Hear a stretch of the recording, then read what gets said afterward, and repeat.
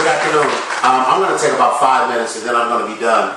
First of all, it's an honor to be here and share information with you. As stated before, can everybody hear me if I step away from the mic? Stated before, my name is Keith Johnson. I'm the president of Southern California Falcons Youth Football. It's your organization. We're now Falcon Youth and Family Services. To make a long story short, we realized 5 years ago that our babies needed far more than a football and cheer program to help them become positive, productive students.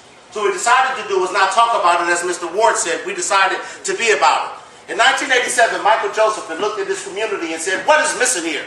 What is the problem? What's wrong with our kids? Our kids have more access to more resources. Their parents have more money, better education than they've ever had before in their life. Yet and still, our community is suffering. And what he determined was, what was missing in this community was values. So he started a program called Character Counts. Anybody ever heard of it?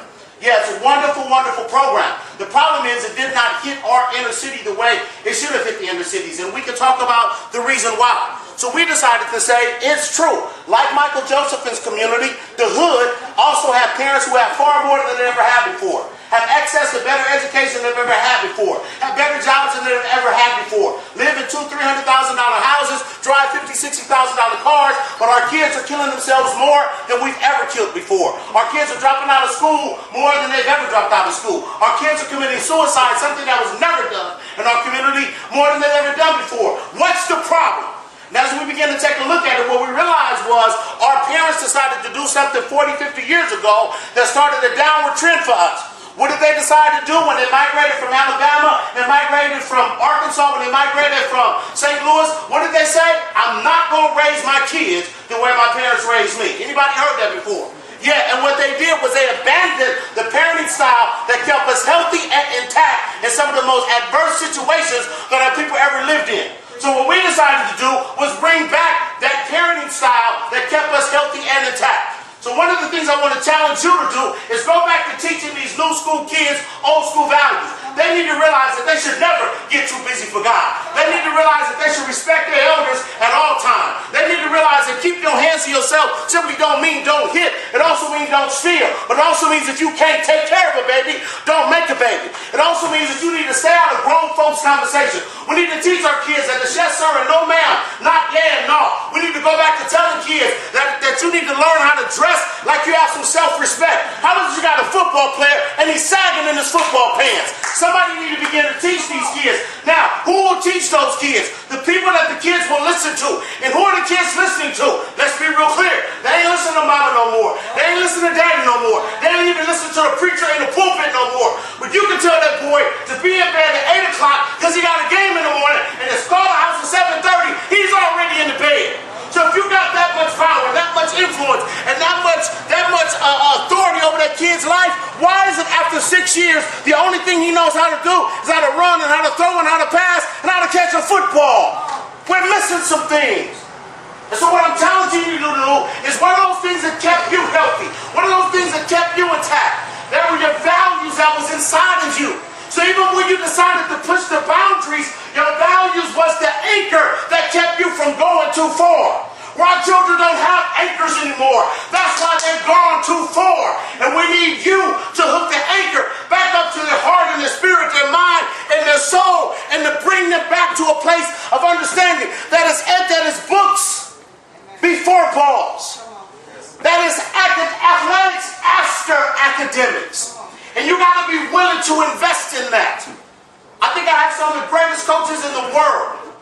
Not because we win all the games, but because I got my coaches to agree to do something.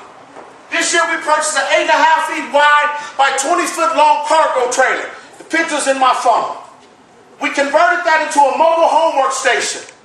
It will go to every practice with us. We monitor our kids in school on a weekly basis. We ask about their homework, their classwork, their overall effort to improve their respect to our authorities and peers. And those kids that are not living up to the standard of excellence. My head coaches agree that if they're constantly and consistently not doing homework, they don't come to practice, they go to the homework trailer. The homework trailer will get there at 4:30. You can get there at 4:30, but at 6 o'clock, partner, if you're not done with the algebra or the science, you haven't finished reading the Odyssey or the Iliad, if you don't know who Edgar Allan Poe was, you don't hit the football field. You will stay in that trailer until your job is done. We need to knock off this mess. I ask you football coaches, what are you coaching your kids for? Get them ready for high school. That's bullcrap. Only 25% of the kids that play youth football would even play in high school. So what you doing, leaving the other 75% alone? Kids that play high school football, very few of them will play D1 or even D2 football. But for that youth kid or that high school kid, the rest of his life, he'll remember his football experience and what he learned from it. John Wooden recently died. Most of the people impacted by his life, he never coached. What are you sowing into the lives of these kids? What are you giving them other than how to run, how to throw, how to pass, how to catch? This is the last story, and I promise I'm done. I went to Silmar Juvenile Correctional Facility.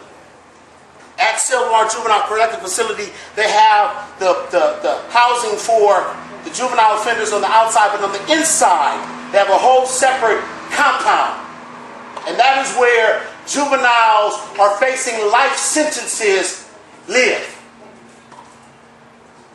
As I was speaking in that compound, tore my heart apart.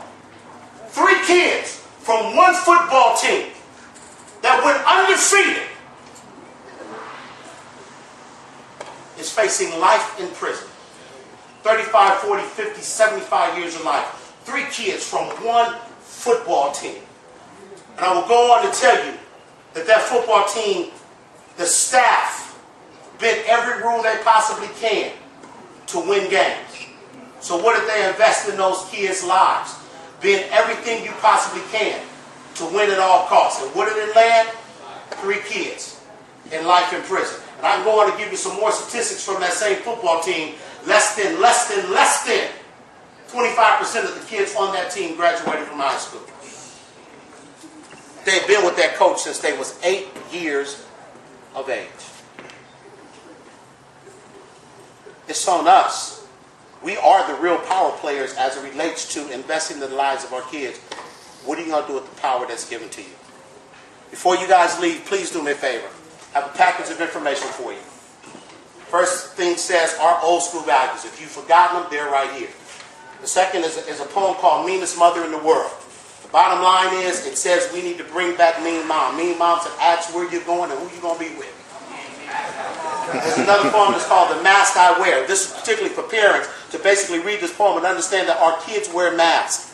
And what they're asking you to do is reach them beyond the mask that they put up. The other is 2-part. One says, if I had to raise my child all over again, these are the things that I would do. I would change this if I have to coach my team all over again. These are the things that I should do. And finally, Charles Swindoll wrote a real nice little long quote. It talks about attitude. That he's convinced that life is made up of 10% of what happens to him and 90% of how he reacts to it. I'm telling you, life is 10%. I need you to teach those babies how to react to it 90% in a positive manner. Please see me. I'm sure I have enough for all of you. Thank you for allowing me to preach to you on this evening.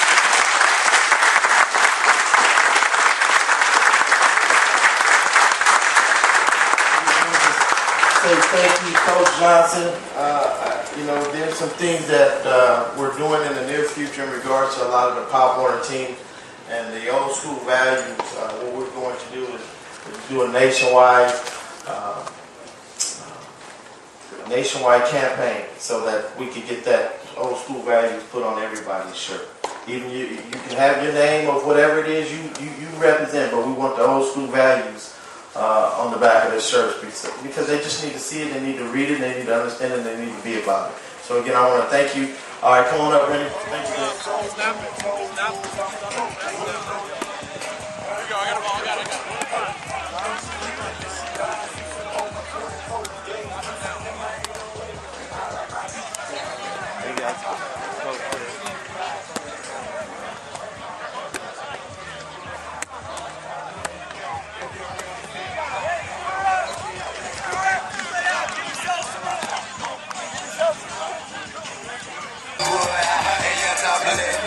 If you're real sick, and you want to spin like I like my beat.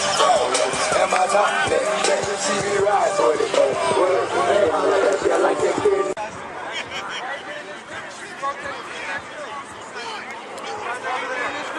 Rotate to the next group. Okay, this group over here is what we're called DBs. we're catching the ball at the highest point. So we're attacking it, trying to get it away from the receiver before the ball gets to the receiver. All right, the way it works is we're going to have a receiver lined up right here, a defensive back lined up right here, right next to him. You guys are going to take off down the field. Once you guys hear ball, you start looking over your right shoulder and try to find the ball. Go up, knock it down, intercept it, anything like that. If you get an interception, it's 3 points. If you guys actually knock it down, it's 1 point. If the receiver catches it, that's 2 points for the receiver, okay? You need everybody to keep track of their points, all right? So let's go. Get guys that are close. Bam on that outside foot. Bam. Shuffle. Here we go. Woo! Lead. Back to the foot behind the line. Drop the back. Out. You're on up. You're on defense. Go. Rock. Bags. If you just win, defensive player, your eyes are on the football. When the football moves, you move. Do not move. He does it down. He says go. You don't move. That ball right away from the high tight. You hold high tight. All right, here we go. Hey, also.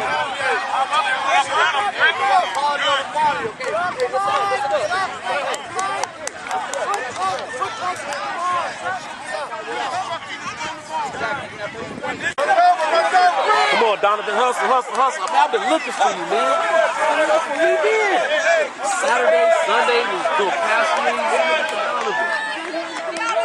I put my text now. I want his name. Elgin. Look. Okay.